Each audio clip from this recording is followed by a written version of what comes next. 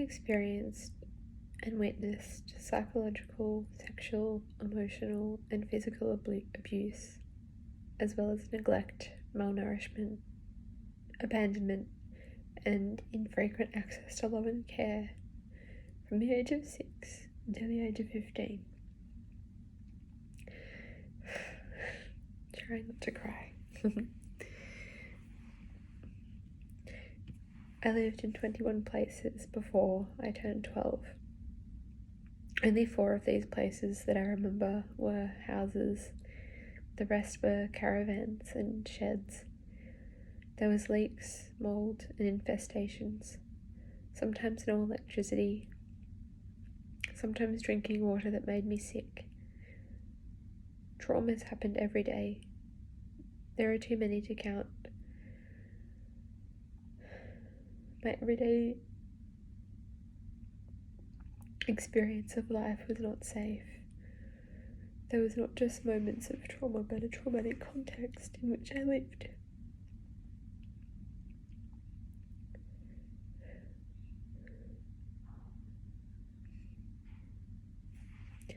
My attachment to my primary carers was traumatic. My environments themselves were not safe or comfortable. There was a constant and unrelenting threat of violence.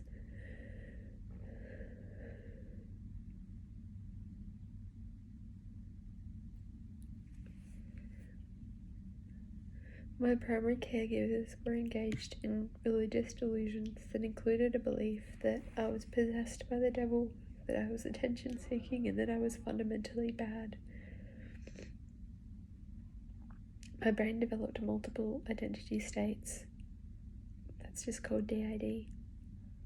So that some of me could hold traumas and my responses to traumas, while others went to school and did well.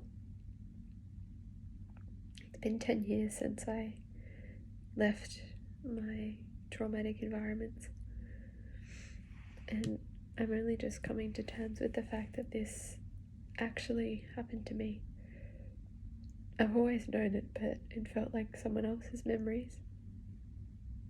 And those memories felt two-dimensional, like remembering a film. Now the memories are starting to feel real. And not only that, but I'm starting to feel like they happened to me. To my body. To my feelings. And to my spirit. These things happened to my younger self as a child, when I was so full of hope and love, and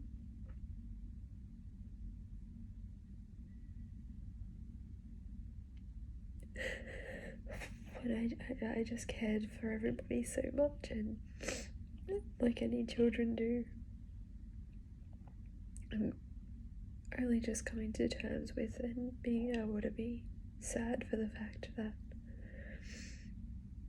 that little kid in my memories is me, and that I didn't deserve to be hurt like that, and that I have an inherent value as a person, and that I matter.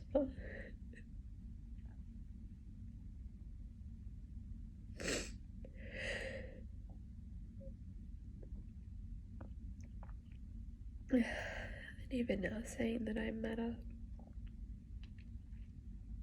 and feels selfish and wrong, because I learned that I didn't, and it was a lot easier to accept that my trauma was happening to a person that was bad, to accept that it happened even when I was good, it's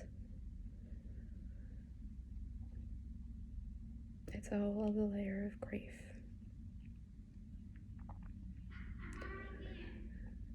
I'm having less dissociative trauma responses now, and more this deep and unwavering sadness. I don't think I've ever been as sad as I have in the past few days. I'm realizing what happened to me, and I'm entering this place of really deep and wordless grief. I've never been integrated enough to grieve before. I've cried like I'm crying for a person in a film, but never for myself. I'm realizing that now that there was trauma without respite for so many years of my childhood. Now I'm an adult and I've been living with and have to live with the impact of these experiences for the rest of my life. It just feels big.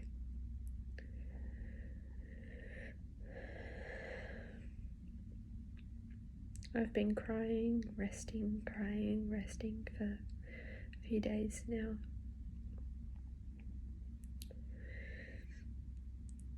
I'm realizing not only that what I went through was so wordlessly awful, but that I've been disabled by it for several years.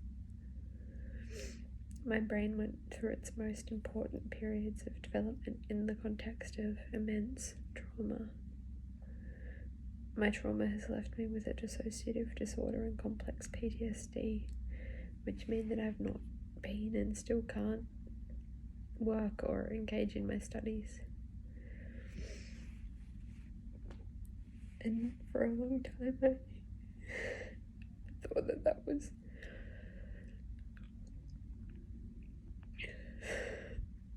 my fault, or that I wasn't trying hard enough, or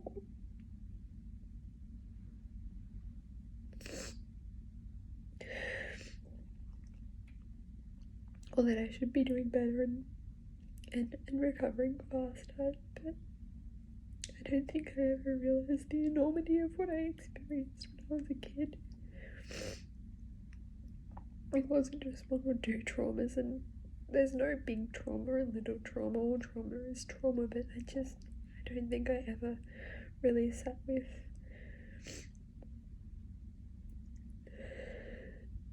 just how huge it was and how it changed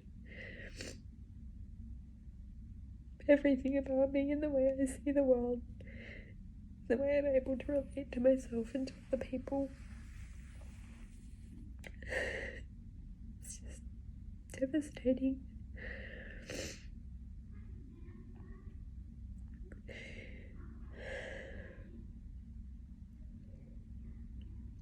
I had a little script for this and I keep going off it, but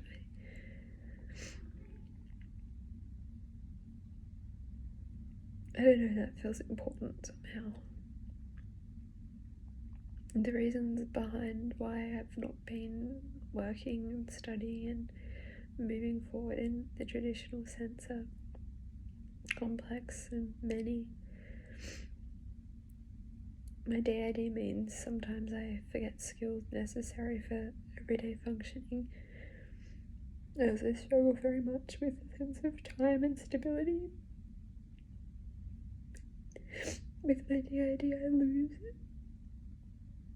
my sense of time, and so I lose context for my life. My relationships don't feel real, or they stop feeling real, and I know I write a lot about how I lose memories, but it genuinely hurts.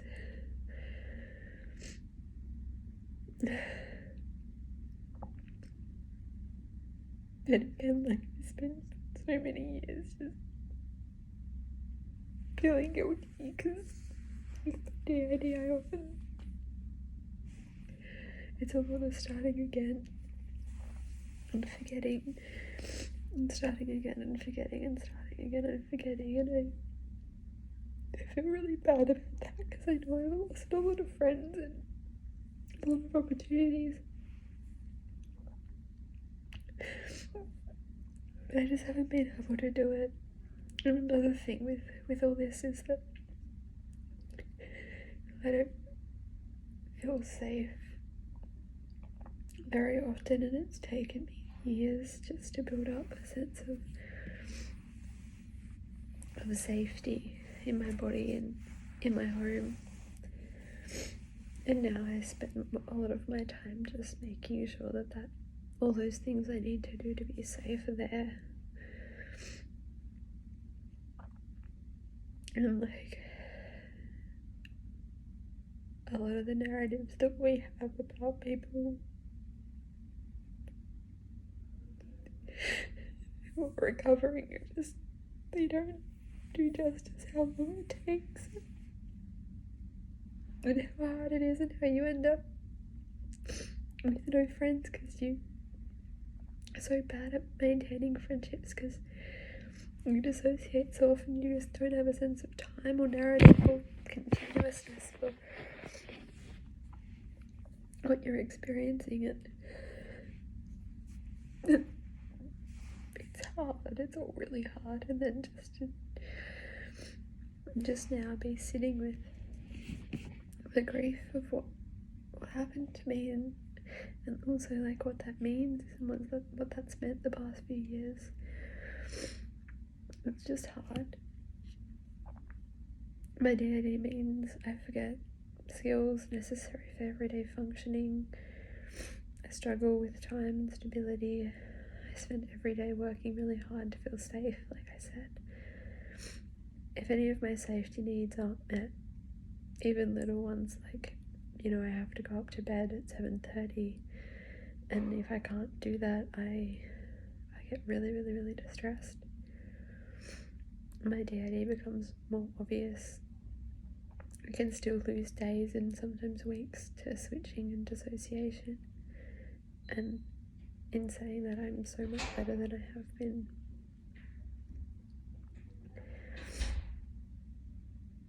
I'm so much better than I have been. I've been really, really blessed and lucky to have received so much therapy.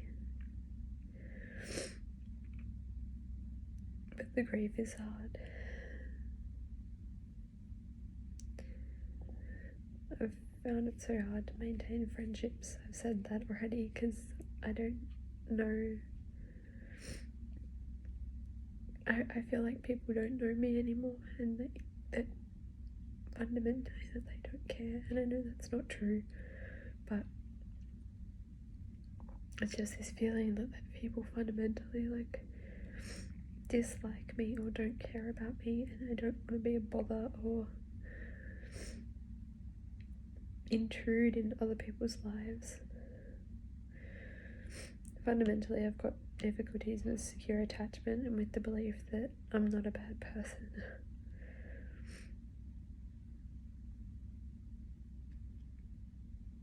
I've attempted suicide more times than I can remember. Sometimes I don't remember because another part does it, and then I kind of come to later and realise what's happened, and there's just been so many times, And sometimes my anxiety is so high that I can't move for a few days. I've been hospitalised both voluntarily and involuntarily. My brain has been fundamentally changed by what I experienced as a kid, and sometimes I feel I have to justify why I'm still struggling.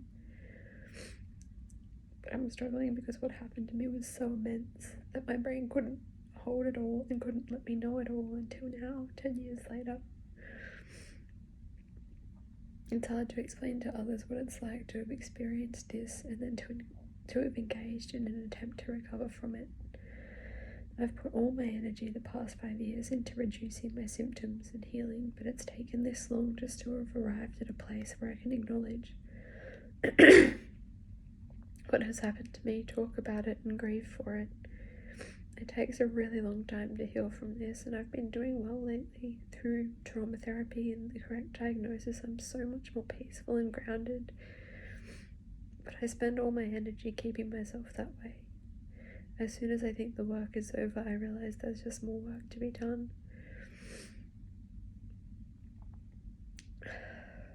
And I'm only just now entering into this phase of grief, and it's a big phase. It feels physically painful.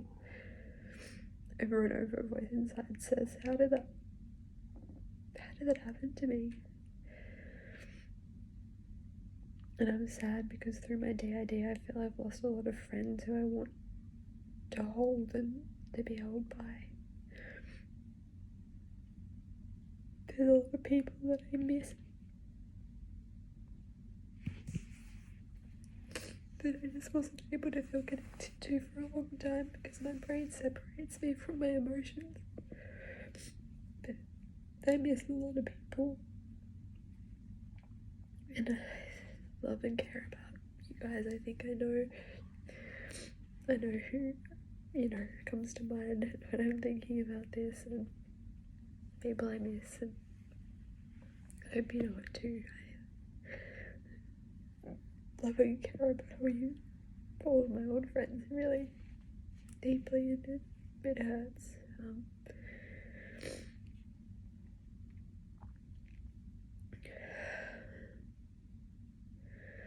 And trauma's huge. It's been my whole life so far, and my brain was injured and I'm trying to recover from that. There's also so much more practical rehabilitation in my future than I realised, because the reality is I've been in and out of hospital for the better part of the last 5 years. I've had to go through lots of phases of development that I didn't get to experience growing up. I've had to try and find and sustain safety for myself and all my dissociated parts. I'm in a hospital right now integrating more memories and also just sitting with this huge sense of grief. In doing all this work on myself, I've lost a lot of life skills that I need to rebuild. I haven't been able to get a license because of my DID. I keep forgetting how to drive. As I integrate, I think I'll be able to hold the information that I learned in my lessons. I haven't worked for ages and I need some help to do this as an integrated person too. Before I had an alter who went to work, but increasingly it's just me, and I feel I've not really worked a job before. I don't have many memories from previous jobs because another part of me kind of did those jobs, and so it's really hard to recall what it was ever like to be working. I also need to figure out how to do more than just spend my days doing everything I can to feel safe. At the moment, my safety is a full-time job and it's hard for me to fit anything else in. I didn't realise how long it would take, and I'm still coming to terms with that. Coming to terms with the fact that this has been and still is a disability, and that that's real and valid. And that I probably shouldn't be sorry for taking such a long time, but I am so deeply sorry. I guess reaching out for help in this way, even though I've done a similar thing in the past, is a way for me to say to myself and to the parts of me that were traumatized that I matter. And reaching out to communities for support is not shameful. It's setting my value and worth and reminding my child parts and myself that they didn't get what they deserved when they were younger. And so it's been hard for us to give ourselves what we deserve now. I haven't worked not because I don't want to, but because I can't. And now in this phase of deep grief, I'm really realising more than ever that I need help. I thought I would be well enough to get back into things a little sooner, but I'm not. I need to spend all my energy staying safe and grieving, and getting back into things will be a big learning curve for me, a lot of rehabilitation in terms of normal life stuff. I guess I'm asking for money here so that I can continue to give myself what I need while I go through this process of grief and rehabilitation. It's also just reaching out and saying, hey, I was abused for the majority of my childhood. Of course I need help. Of course I'm different to other people. I want to show myself that I can ask for what I need even when it feels immensely shameful. I currently live on the disability support pension, which means I'm on a very tight budget in terms of food and rent. I'm seeking some extra dollars to help with my financial security, especially during this time of grief and processing and eventually rehabilitation, but I'm also asking for community. if you can't help with finances, I'd really love some more community and connection. I'm sorry I've not been very good at this. I'm learning that I need other people to help me learn how to form stable attachments, and I'm sorry I haven't been a good friend at times. I need help with how to be close and secure. I didn't learn this growing up, and I want to start learning it now. I want to form relationships that feel open and vulnerable and true. I want to be held in my grief, and I want to hold you in yours. It means a lot to me if you'd like to be friends in this phase of my life and my recovery. I'm probably really different now if you've known me in the past. I've changed a lot. I hope it's for the better. I try not to be as judgmental, and I try not to hold on to my feelings and my sense of, I don't know, who I am so tightly. I'm trying to be more open and reach out and experience genuine connection with people. It's just hard. And I'm just trying to be open with that it's hard.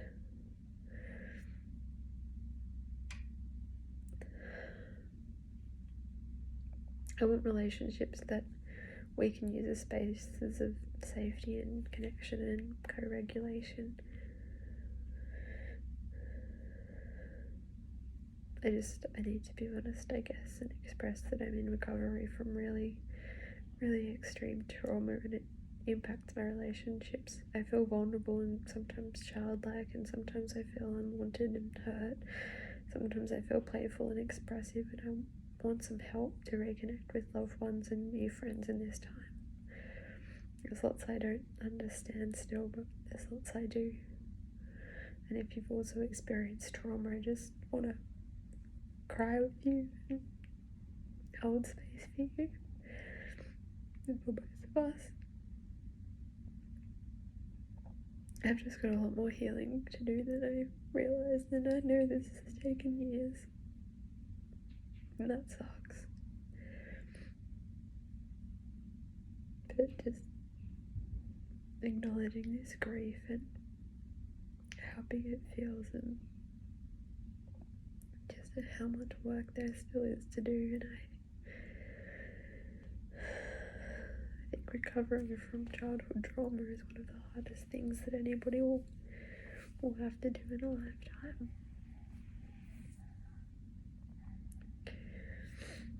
And so I guess this is me reaching out again. Any form of help is help. Connection is help just as much as money is.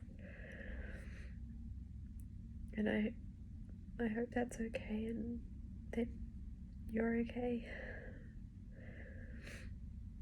Lots of love. Thank you.